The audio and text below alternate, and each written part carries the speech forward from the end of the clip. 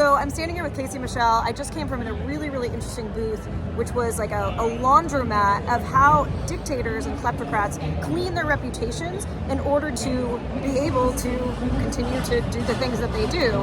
He's also the author of a book called Foreign Agents. And what's the second part of it? How American lobbyists and lawmakers threaten democracy around the world. So obviously we're in a state right now where we're looking at an economy that's gone down. The Dow Jones went down by, I think, 890 points yesterday. The price of eggs, my mom just texted me, was $17.34. Trump aligning himself with Putin, which is extremely bizarre because America, under any administration, whether Republican or Democrat, has always been anti-Russia, anti-Soviet Union, anti-communist. So I just wanted to take a moment and just ask Casey a little bit about looking at what kleptocracy is and then how that relates to the U.S. Sure, absolutely. So Casey, what is kleptocracy? Kleptocracy literally means rule of thieves. This is when a country or a regime is ruled by a group of people or an individual dedicated not to the national interest and not to the good of the populace, but dedicated to enriching themselves and their family members and their inner circles. And we see it all over the place here in the 21st century.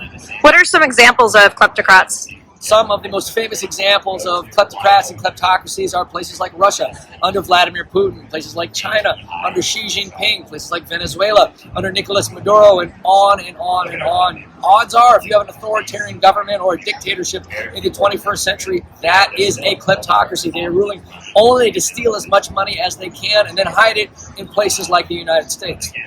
So when we think about the United States right now, and for people who watch my podcast, you might have seen my show on Maduro and Venezuela or on Assad and Putin. Those were both examples of kleptocratic regimes. Now we're obviously looking at a United States which has seemingly only self-interested leaders who are out to enrich themselves. What are your thoughts on that? Look, we are seeing extremely concerning things as it pertains to the development of a kleptocratic government right here in the United States of America. One thing that we know all of these kleptocratic regimes do time and time and time again when they come into office is target the investigators, target the regulators, eliminate all kinds of anti-corruption oversight. And that is what we have seen over the last few weeks right here in the United States of America. Gutting anti-kleptocracy policy, eliminating anti-corruption bills and legislation, and eliminating any way to actually see what's going on in terms of personal financial enrichment for governmental higher-ups and their family members and their friends, and the rise of this kind of oligarchic class right here in the U.S. Well, and it's been interesting. There's been speculation that one of the reasons that Elon Musk wanted to shut down USAID was that they were investigating how well the funds were used by Starlink in Ukraine. Is that correct? One of the reasons that they shut down USAID is because AID had become one of the central areas of focus of anti-corruption reform and anti-corruption policy around the world. It was one of the key case studies in the success of developing anti-corruption policy right here in the U.S. But it hasn't been just that they've targeted AID. They have eliminated the main anti-bribery regulations. They've eliminated all the task forces that were targeting oligarchic assets and kleptocracy writ large. It has been over and over and over again. They have eliminated almost the entire architecture of U.S. anti-corruption policy, both domestic and foreign. And I don't know when it's going to stop. Wow, and this is all in the space of a month and a half. We're not even 2 months in, Samantha. This is just getting going. They have moved with lightning speed. They've moved in ways that I don't think a lot of people were expecting them to. But of course, they said that they were going to do much of this coming in, and yet they were still voted in, and we're dealing with the aftermath already less than 2 months in.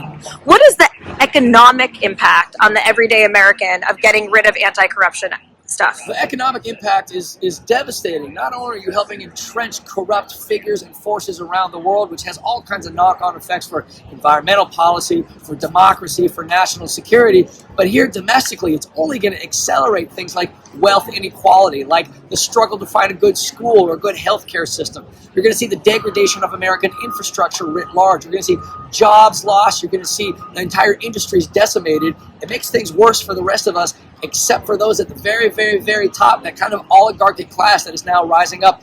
Everyone else is worse off. Anything else that you think is important to be aware of? Look, the good news is I think a lot of people are waking up and realizing what is happening because they read the news, they follow the news as much as anyone, and they see what is right in front of them. This is already one of the most corrupt acts we have ever seen throughout American history. This was already the single worst month and a half for American anti-corruption policy ever.